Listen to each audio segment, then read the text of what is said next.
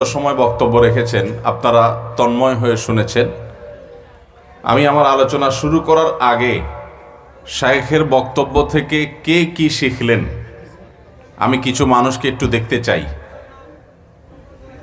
যদি কেউ হাত তুলে বলতে পারেন দাঁড়িয়ে যে শেখের বক্তব্য থেকে আজকে আমি এই জিনিসটা শিখলাম বা এই জিনিসটা আমল করার নিয়ত করলাম বা এটা পরিবর্তন করব আমি পরিকল্পনা করলাম, তারা একটু দাঁড়াবেন। ওই ভাই আগে হাত তুলছেন, হ্যাঁ আপনি দাঁড়ান। কি শিখলেন, কি জানলেন, কি বুঝলেন বলেন।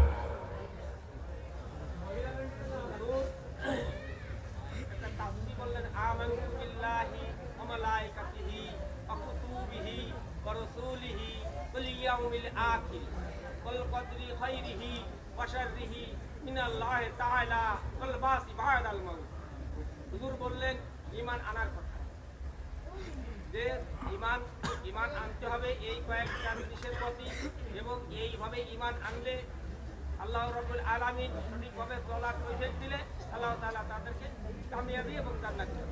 মাশাআল্লাহ মাশাআল্লাহ, বসেন, জাযাকুমুল্লাহ খাইর। আপনি বসেন। এদিকে কে হাত তুলছে?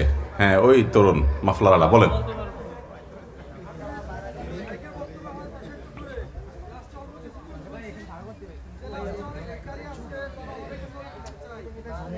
এদিকে কিসের আওয়াজ হচ্ছে এত?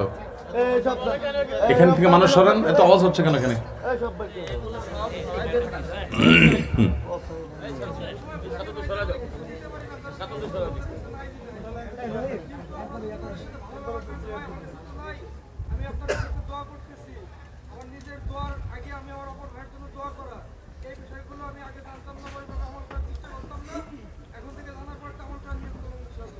মাশাআল্লাহ মাশাআল্লাহ।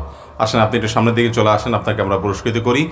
এই ভাই বলছেন যে শেখের বক্তব্য থেকে একটা বিশেষ কথা উনি আজকে জেনেছেন এবং ওনার হৃদয়ে দাগ কেটেছে। সেটা হলো যে কোনো ভিখারি, কোনো অভাবী মানুষ বা কোনো মানুষ প্রয়োজনে পড়ে আমাদের কাছে যদি হাত পাতে কিংবা আমাদের কাছে যদি সাহায্য চায়, আমরা দিতে পারলে ভালো, না দিতে পারলে তার সাথে দুর্ব্যবহার করব না। কারণ আল্লাহ কোরআনে বলেছেন আম্মাসা এলা ফালা তানহার, কেউ কিছু চাইলে তাকে ধমক দিও না।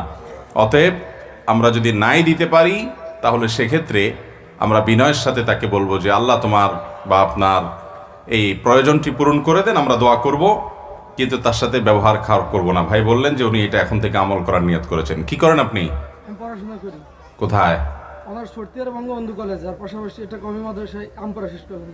মাশাআল্লাহ মাশাআল্লাহ, অনার্স ফোর্থ ইয়ারে বঙ্গবন্ধু কলেজে পড়েন, আবার পাশাপাশি আমপাড়ার ছাত্র উনি।